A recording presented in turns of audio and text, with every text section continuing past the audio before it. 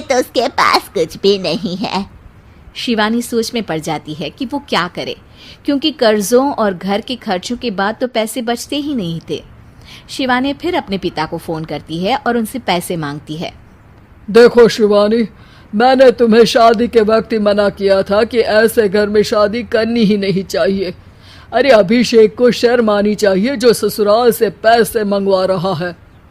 शिवानी को पिता की बात पर गुस्सा आ जाता है। आप मेरे पिताजी हैं और मैं परेशान थी इसलिए आपसे मदद की उम्मीद की पापा।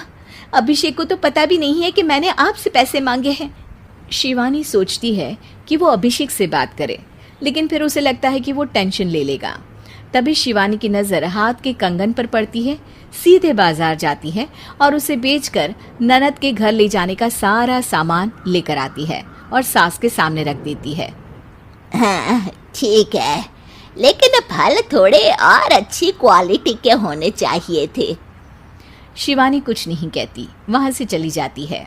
एक दिन शिवानी, रीना का फोन आया था, बहुत रो रही थी। क्यों माँ, क्या हुआ? सब ठीक तो है ना उसके ससुराल में? अरे तूने तो उसकी नाक ही कटवा दी। अब मैंने क्या कर दिया माँ? कह रही थी कि बड़े घर की बहू है भाभी, जो कपड़े दिए वो ब्रांडेड भी नहीं थे। तू तो जानती है ना उन लोगों का पहनावा कितना अच्छा है।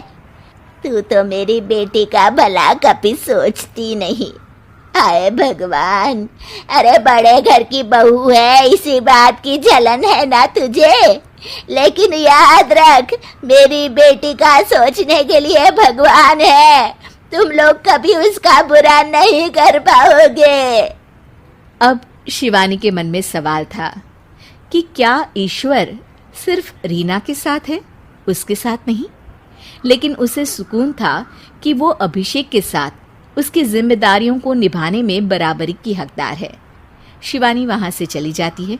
वो सास से कुछ नहीं कहती, क्योंकि अमीर घर की बहू बनकर रीना को भले ही सुकून ना हो, लेकिन गरीब घर की बहू बनकर शिवानी खुश है, क्योंकि खुशी पैसों से नहीं परिस्थितियों पर निर्भर करती है।